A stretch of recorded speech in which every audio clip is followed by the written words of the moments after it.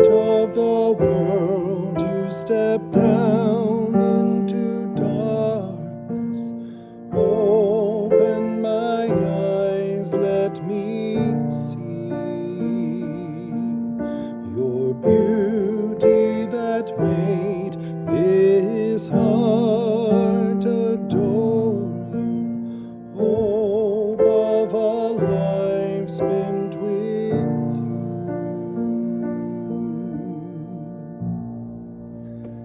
Here I am to worship, here I am to bow down, here I am to say that you're my God. You're altogether lovely, altogether worthy, altogether wonderful to me. King of all age, oh so highly exalted, glorious in heaven above. Humbly you came to this earth you created, all for love's sake became poor.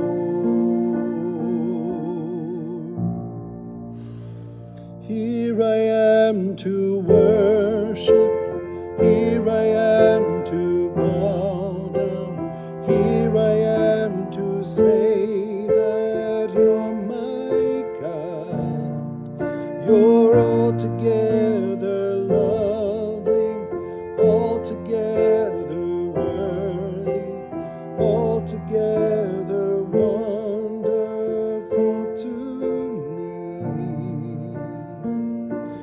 I'll never know how much it cost to see my sin upon that cross. Here I am to worship, here I am to bow down, here I am to say that you're my God. You're altogether lovely, altogether worthy, altogether wonderful to me.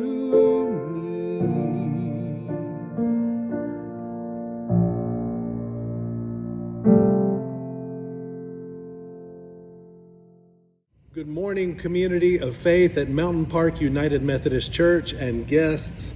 Grace and peace to you in the name of Jesus Christ, who has brought us together virtually today.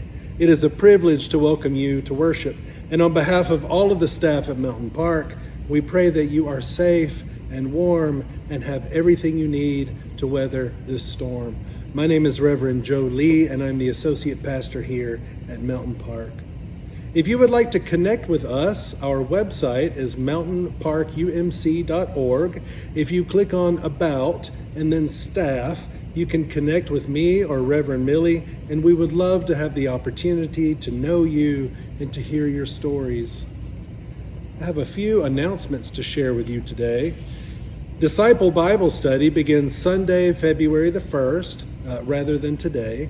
And this comprehensive and perspective-changing Bible study will meet for 33 weeks, and we hope that you will consider signing up for this opportunity to grow in knowledge and in faith. And Pastor Millie and Steve Kimbrough will be leading this Bible study. Our next Global Grub event will take place in February, on February the 6th. It's a Friday, and the menu will consist of Indo-Pakistani food. We have a lot of Indian and Pakistani neighbors, and this will be a great opportunity to learn a bit more about their culture, so please come. On Valentine's Day, we will host a lunchtime event from noon until 2:30. Come and enjoy a fancy meal, including decadent desserts and live music by Josh Schicker and his friends. Also, we are United Methodist, so of course, dancing is allowed. and registration for this event is $30 per person. Beloved children of God, all are welcome in this space. No matter where you are on your faith journey, you are welcome here. No matter your doubts, no matter your fears, you are welcome here. No matter the life-giving or painfully oppressive religious traditions of your childhood, you are welcome here.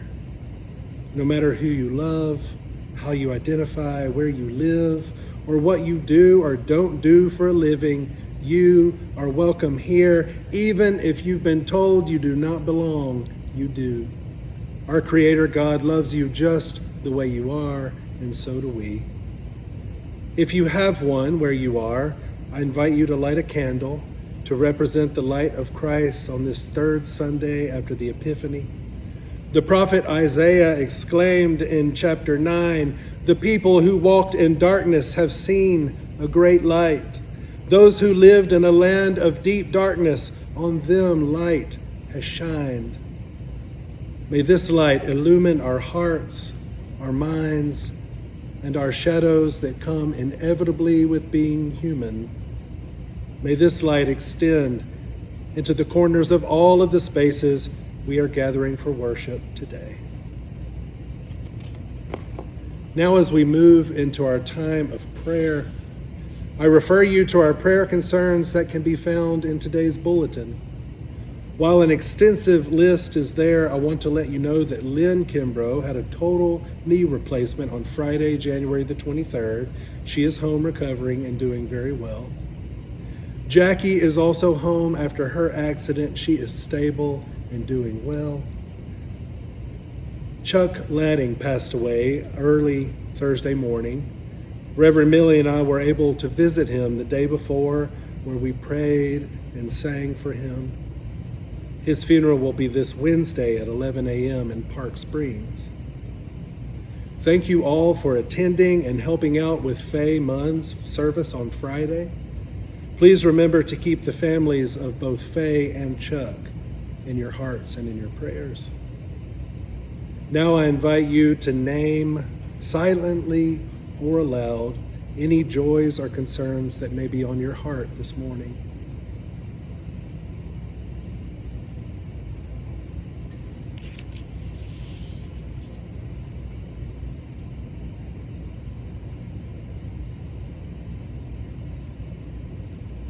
O love divine, all loves excelling, when fear presses in on us from every side, we remember that you are our light and salvation. So even now we ask ourselves, whom shall we fear? When the weight of our lives feels heavy, when uncertainty and worry close in around us, we trust that you are the stronghold of our lives. You are the one who shelters us in times of trouble and holds us steady when the ground feels unsteady beneath our feet. So in this moment, wherever we are and however we are, we come to worship you. We come as your beloveds, striving to carry your light into a world that needs it so deeply. Receive our worship, O God, as an offering of gratitude, of trust, and of hope. We give you thanks for Jesus Christ, who continues to lay down his life for us so that we might know life in its fullness. Jesus shows us the way of truth and love and teaches us how to love you and love our neighbors as ourselves. We ask that you forgive us when we fall short. Be gentle with us as we grow spiritually and otherwise, and help us walk with you humbly and faithfully, step by step. Merciful God, we lift up all whom we have named, both aloud and within our heart. All who are vulnerable, those who are unsheltered, unprotected, hungry, or afraid. We pray for those facing illness, for those who are grieving, and for all who feel weary discouraged, or uncertain. We place before you our own needs and the needs of this church that we love. Hold us, guide us, and send us out as people shaped by your light and your peace. We pray all of this in the name of your Son, Jesus Christ, our light in the darkness, as we join our voices in the prayer that he taught us.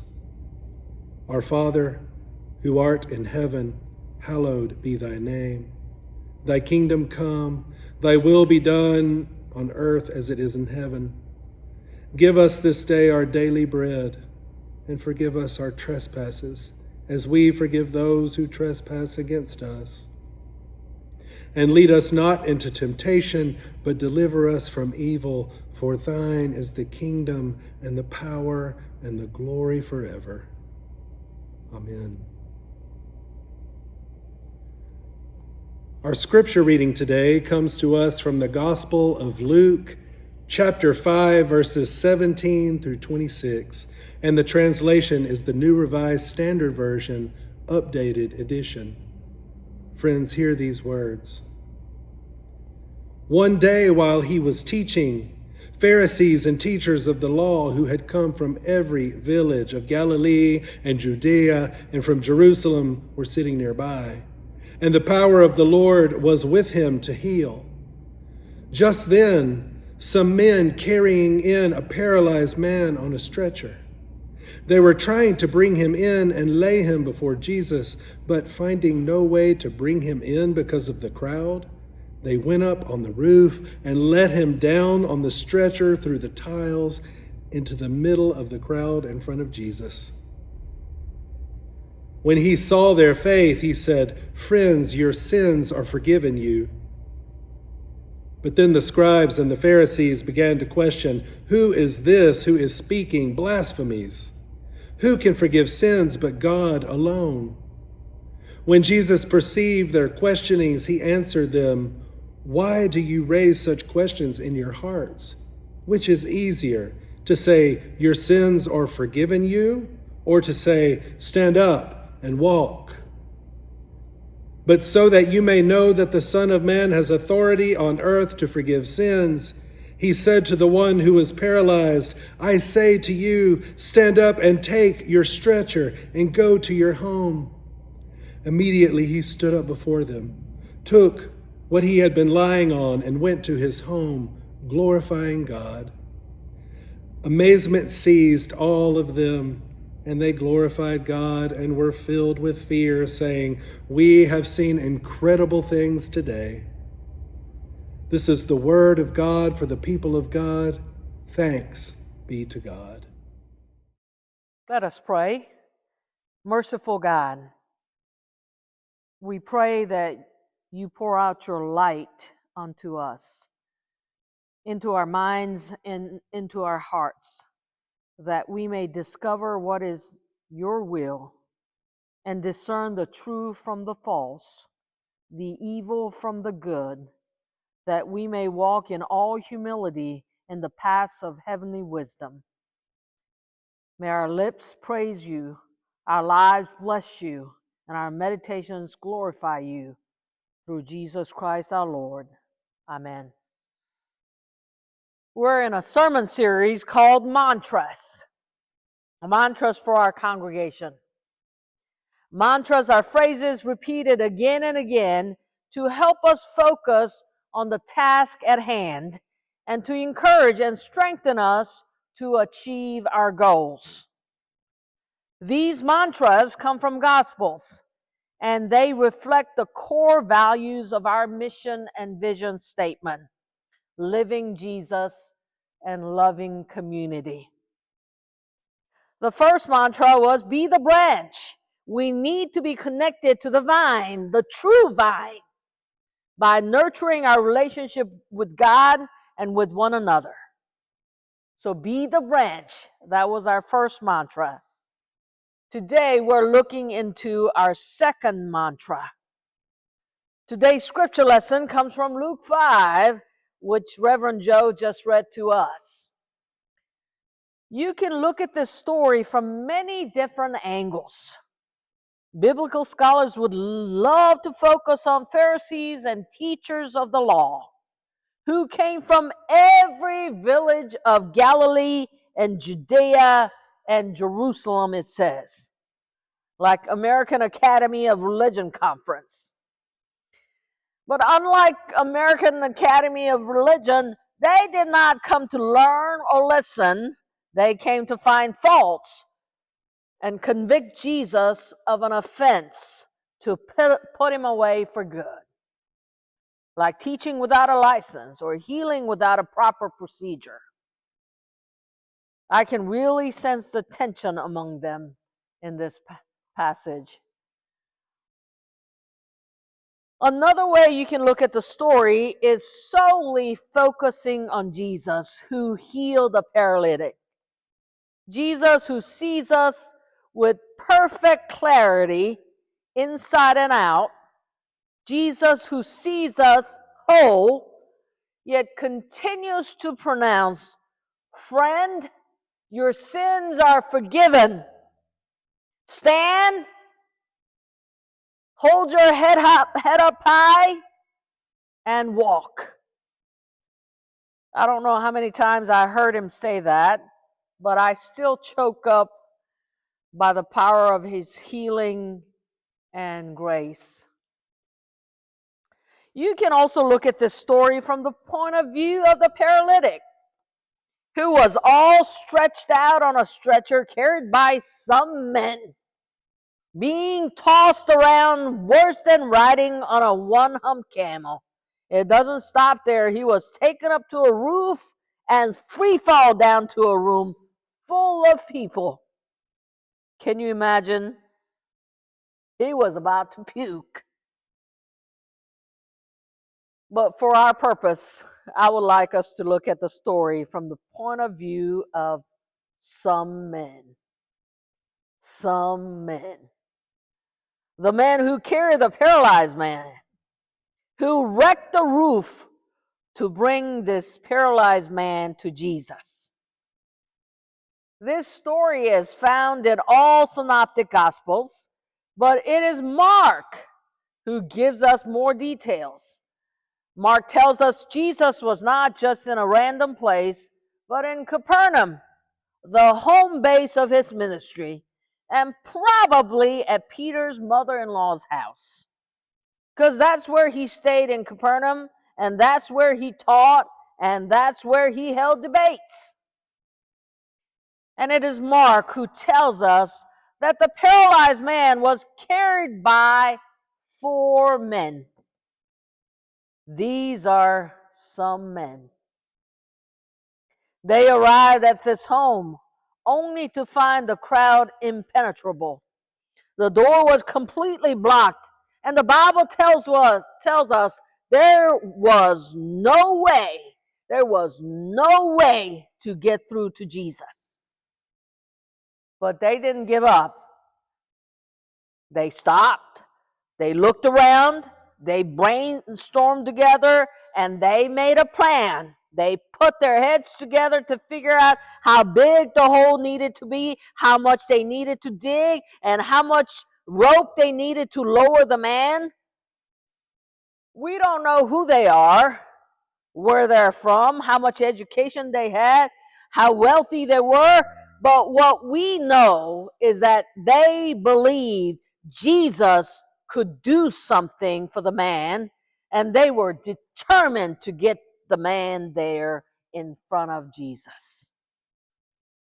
I just love them so much because they were relentless. They were creative. They thought outside the box to get the man to Jesus. And they never gave up. If they had calculated how many tiles they had to remove, how much clay they had to dig through, how much it cost to replace them, who was going to pay what, they had never gotten him to Jesus. So here comes our second mantra. Wreck the roof. These men, These are some men who would do whatever it takes to make sure one man came to Jesus. They did whatever it takes to get one person to Jesus. That's what it means to wreck the roof. I want our church to be a church that wrecks the roof to get people to Jesus. I don't want our church to be more concerned about the mess being made by people coming into our church than getting excited about their mess being cleaned up in their hearts and in their lives. I want our church to rejoice for one person whose burden was lifted because they found faith, because they found hope, because they found love right here at Mountain Park. A couple of weeks ago, I was shocked to hear that a 12-year-old committed suicide. A 12-year-old found life to be so lonely, so painful, so meaningless that she took her own life. I cried my eyes out. I have a 12-year-old. It just hit home. I don't want our church to get more concerned about things getting broken than getting excited about broken spirits, broken hearts, broken souls, broken families being mended and healed. Our purpose is to do whatever it takes to get people to Jesus. He's got the power. Our purpose is to do whatever it takes to get people to Jesus. The 4 men brought the man to Jesus. Those kinds of friends, those kinds of neighbors, those kinds of Christians we want to be in our community. If we wreck the roof to save one soul, we have fulfilled our purpose. We have done our duty.